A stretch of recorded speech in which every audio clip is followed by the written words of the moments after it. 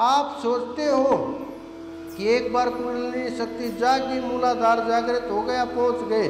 नहीं, आज्ञा चक्र से चढ़ाई शुरू होगी। आज्ञा चक्र से थोड़ा सा मन कंट्रोल में आना शुरू होगा, मन के ऊपर पकड़ होगी, मन की बातें होनी शुरू होंगी।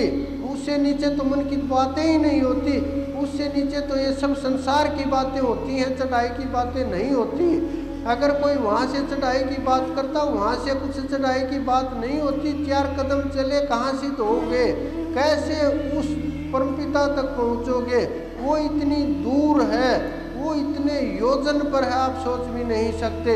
आपने तो बस इतना मन बना लिया कि हाँ, मैं अगर वहाँ पहुँच गया तो हो जाएगा कल्याण, काल पार हो गया तो बस हो गई मेरी चढ़ाई पूरी। ऐसा नहीं है।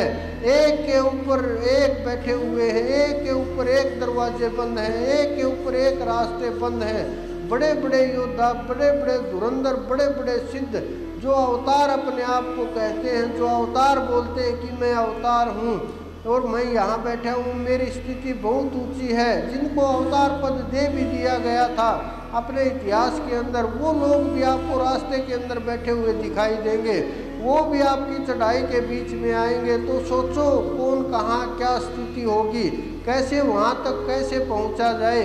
आप सोच विचार नहीं करते। इतनी ऊंची चढ़ाई के लिए आपके पास बहुत कम समय बचा हुआ है। समय जो है वो एक एक क्षण नष्ट होता जा रहा है। कुछ लोगों के पास तो कुछ दिनों का ही वक्त बचा हुआ है, वो कैसे चढ़ेंगे? भाव भी मजबूत नहीं है, भाव भी बहुत कमज़ोर है, भरोसा भी बहुत कमज़ोर है, हाथ भी नहीं पकड़ना चाहते, सीधा चाहते मैं सीधा दरबार की झलक पाऊँ, ऐसा असंभव है बिल्कुल भी। क्योंकि जब तक समर्पण नहीं होगा, भाव नहीं होगा और अपने विचारों के ऊपर पकड़ नहीं होगी और बिना गुरु के वहाँ तक नहीं पहुँचा जा सकता।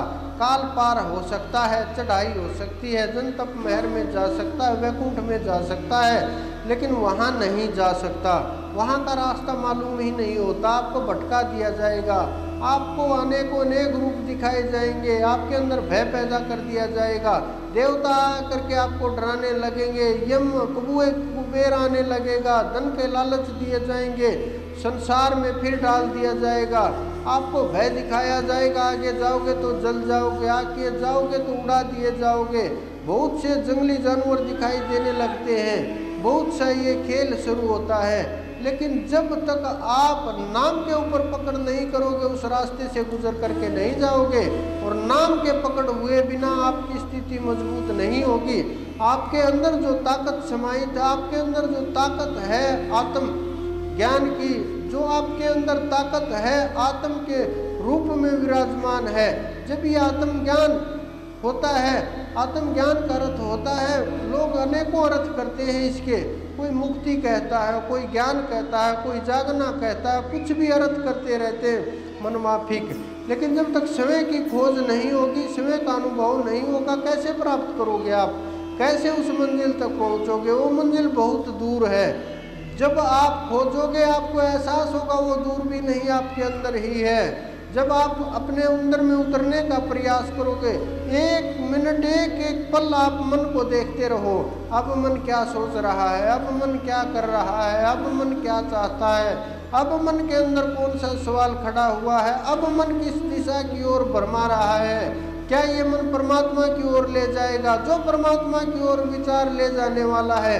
आप ये मत समझना कुछ लाइनें इन ग्रंथों की, पुस्तकों की हमें याद हो गई तो मन के ऊपर काबू हो गया, या ये मन के ऊपर काबू कर लिया, ये मन के ऊपर काबू होना नहीं होता।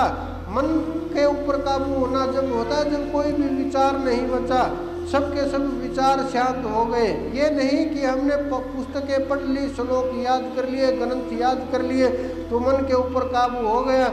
हमारे मन में तो पूरा दिन आध्यात्मिक श्लोक ही चलते रहते हैं, आध्यात्मिक कहानियाँ ही चलते रहते हैं, ये मन काबू में नहीं है। आप ये समझो कुएं से उठा करके घेरे में डाल देने वाली बात है, ये निकलने का रास्ता नहीं है, ये और फंसने का रास्ता है। विचार आपको दबाते चले जाएंगे, चारों तरफ से विचारों का प्रभाव होगा, चारों तरफ से विचारों का दबाव होगा। और ये विचार आपको इतना दबा देंगे कि आप इन्हीं को सच और श्रेष्ठ मान लेंगे। चारों तरफ से देवता आपके ऊपर दबाव देंगे, आप मानने लगेंगे कि हाँ यही सही है। अनेक देवता रूप ले ले करके आने लगेंगे, आप समय को सिद्ध महसूस करने लगेंगे। आप समय महसूस करने, हमारे अंदर बड़ी सिद्धियां आ गई, जो बोलते हैं वही हो जाता है। अरे आपको बेवकूफ़ बना रहे हैं, आपको संसार में यही रोक करके रख देंगे, आपको नहीं बढ़ने देंगे। और जब तक आप वहाँ नहीं पहुँचोगे अपने लक्ष्य से भटक जाओगे।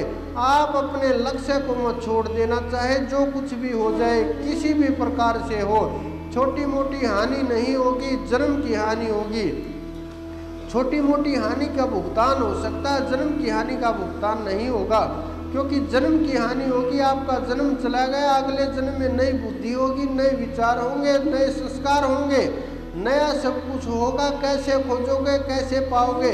जब रास्ता पता है, मंजिल पता है, फिर नहीं चल पा रहे, क्या पता कैसी जगह वो परमात्मा जन्म देगा, क्या पता किस जगह वो आपको उतार करके छोड़ देगा, जहाँ क्या पता गुरु मिलेगा नहीं मिलेगा, परमात्मा का नाम मिलेगा नहीं मिलेगा, धर्म का पता होगा नहीं पता होगा, कैसे करना है, कैसे ध्यान करना, कुछ भी मालूम नहीं होगा। किस प्रकार से करोगे, कैसे पहुँचोगे?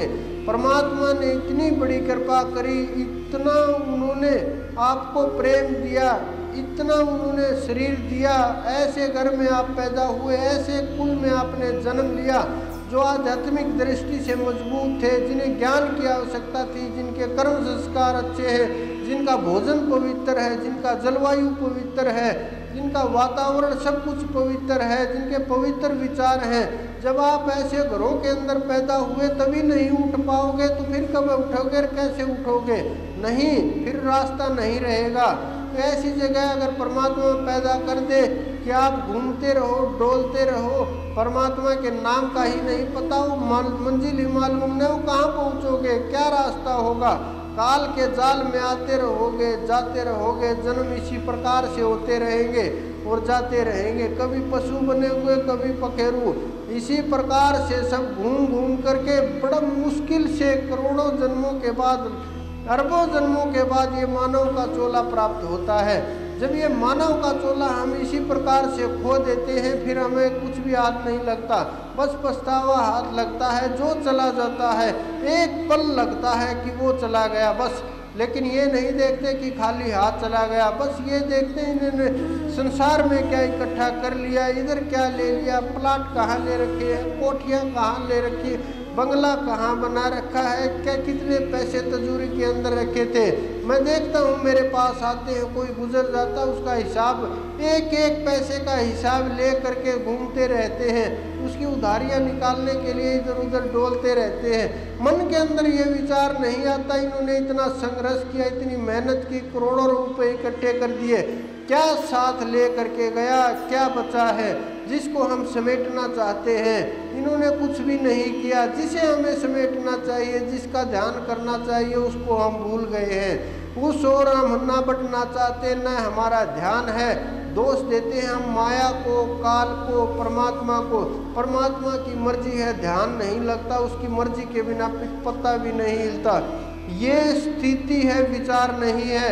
ये उन सिद्धों की स्थिति है जिन्होंने अनुभव किया है, जो एक एक शब्द के ऊपर पकड़ करते हैं, जिनकी स्थिति इतनी ऊंची है, वो जानते हैं कि परमात्मा की मर्जी के बिना कुछ भी नहीं होने वाला।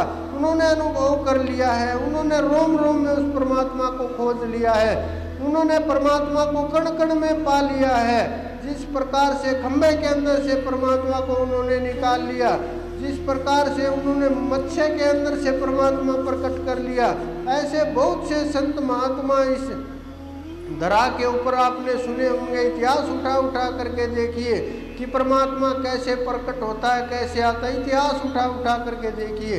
अगर आप इन बातों को केवल कथा मानेंगे तो भी आपको नुकसान नहीं है, फिर भी आप जगने का तो प्रयत्न करेंगे कम से कम, लेकिन जगने का सोचोगे ही नहीं, प्राप्ति की सोचोगे ही नहीं, कैसे पहुंचोगे मंजिल के ऊपर? घूमते रहो, भटकते रहो और इसी संसार के अंदर फंसते रहो।